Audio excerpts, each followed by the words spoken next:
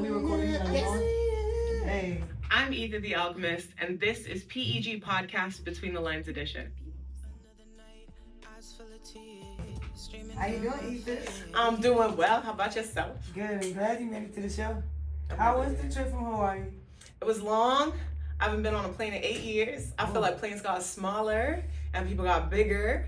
But it's always fun to see new places, you feel me? So I wasn't really mad about it. I didn't pack a jacket because for some reason I thought Texas, heat, no need a jacket. And then, it was cold on the plane. So that's for future reference when I'm traveling. You are the winner of the Wave to the Top round 2, right? This is correct. And you came out and showed out for Wave to the Top 3, right? So that was cool to see.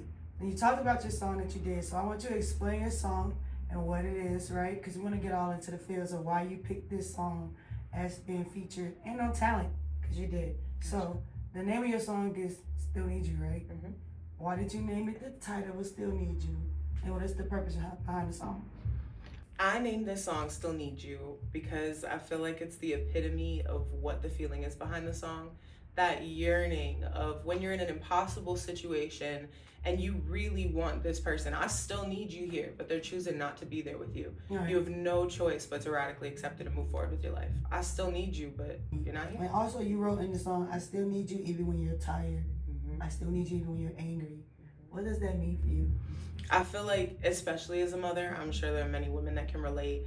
A lot of times our partners will come in, and I'm sure we do it, you know what I mean? In relationships, the world gets us down, we're tired, and then we come to our partner, we have a habit of giving them our worst selves. I know that I've done it before. And so it's just a reminder, like, I still need you when you're angry. I still need you when you're tired. When you're in the depths of the worst of who you are, I still need you here with me. So I need you to fight yourself to be here with me the way I find myself to be here with you. So again, you were the winner of the Return of the Wave 2 in Hawaii. Yes. How did it feel to come out here and be a part of the first Way to the Top for the winners to go to Hawaii? Oh my goodness. For Texas. All right, if I had to sum up 3 words for this experience: surreal, inspiring, and spiritually aligned. Okay? Because for one, obviously, I'm inspired by the people I'm around. I got here and I'm like, listen, when I'm thinking I'm getting to Texas, I'm thinking it's gonna be like home. Okay? Because we got heavy hitters at home. I'm thinking it's gonna be like nice and chill. It's gonna be like, cyclical. It's gonna be like normal, average. This is an above average experience. I need everybody to know that. I need everybody to know that the internet doesn't do it justice. And this is an above average experience. I feel like, I was telling Jordan a long time ago a little bit ago when we were talking about this experience and what I was feeling coming. I feel like winning Return of the Wave was the snowball at the beginning of an avalanche. And now as I'm going, I've done Wave to the Top and I'm here with y'all. It's just a snowball and an avalanche of greatness. I am so grateful and I feel so fulfilled in my life and where I'm sitting right now, because it truly feels like I'm finally in alignment with who I am and where I want to be. And this movement that 444 Forest and Lord Jordan and P.E.G Styles is doing is a huge movement, and it means the world to me. It's more than just people like Lord Jordan, P.E.G Styles. There are 444 that's in it. You got Sonar Visions that come in and help us with the visuals. Right. Because I promise you I couldn't have done that. You also got 34 Visions Production that comes in and they both collide together. These are 2 filming companies that come together to bring the visual out even more. So all of us are partnering together to make this a dream that's bigger than what we can make. Right. You know what I'm saying? And that's what I think I love the most about it is I got the first couple things where we see We Are the Move, P.E.G, 444, Lord Jordan, and then I got out here and realized it's so much deeper than that. Yeah. It's a network. Network. It's beautiful. It's a community of people that love each other and want to see each other win. There's nothing more, nothing less. I like this, something you said see, and then your song, you said, I'm drowning and you can't even see it. So do you feel seen? I feel so seen. Here in this moment, I feel seen, I feel supported, I feel loved, I feel heard, I feel validated, I feel all of those things that I delayed gratification for, hoping that this day would come. And here it is. It's happening. It's happening. It's You happening. deserve, as an artist, how can you inspire another artist that maybe watching you and they say, I want to do it, but I'm scared, or I may not have the right people around me and I've been through some things. Like, how can they take their first step by watching you?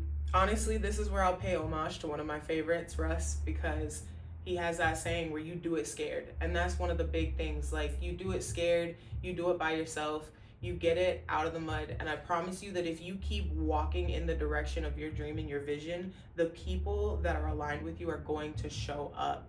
The important part, and Lord knows, I have 4 kids. I've been through some really bad situations, homelessness, abuse, all kinds of crazy things that should have stopped me.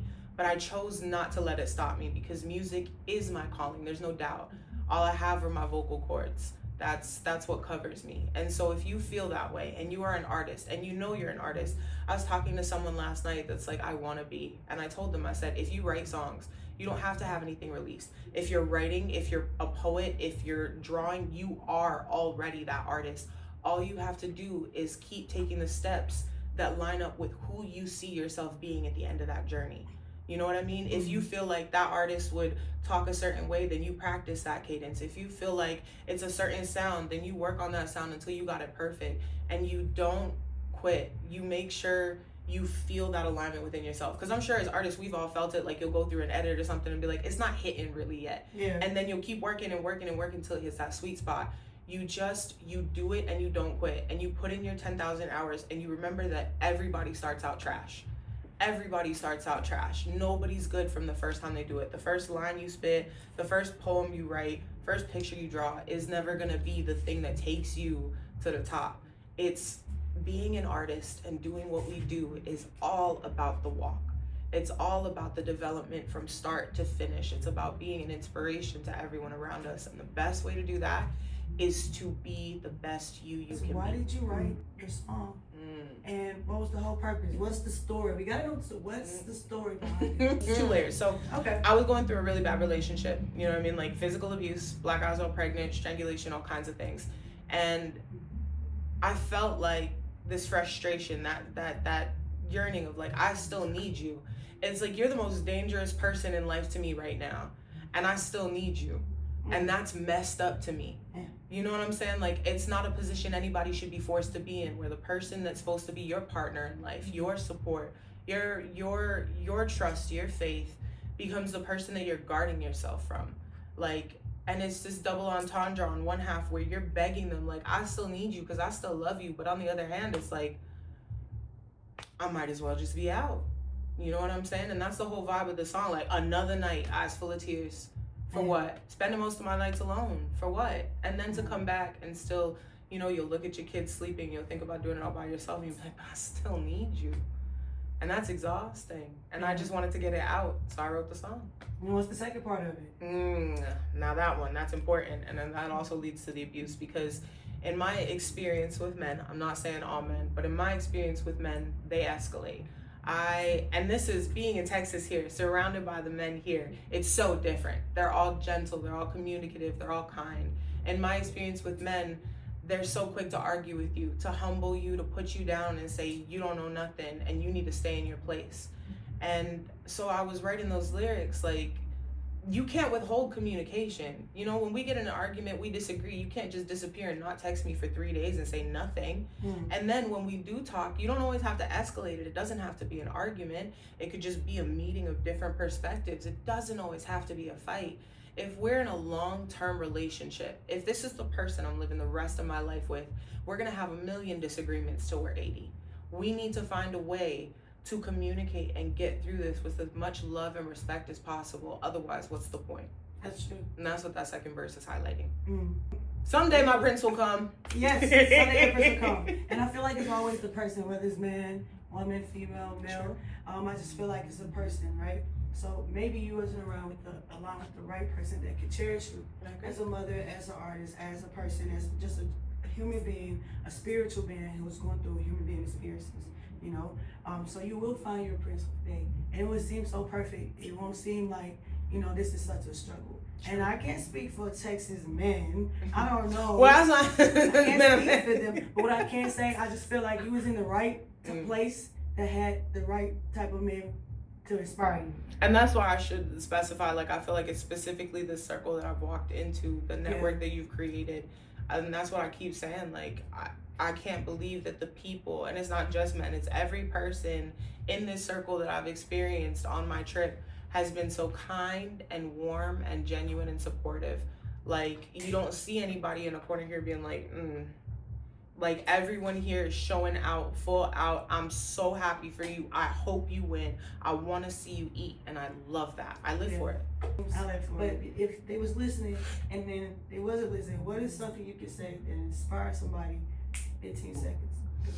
No one can weaponize you against yourself if you know yourself.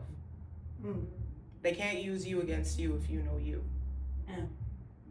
Damn, that was deep. That is so true. And that is a message for you. Nobody can use you against you. Absolutely. Only if you let them. That's my motto. So don't let them. Because people will come and try to tell you about yourself all the time. Well, you this and you that. But how do you know you're not me? You're not the one who lives in here. And we need you. We still need Aether the Alchemist around.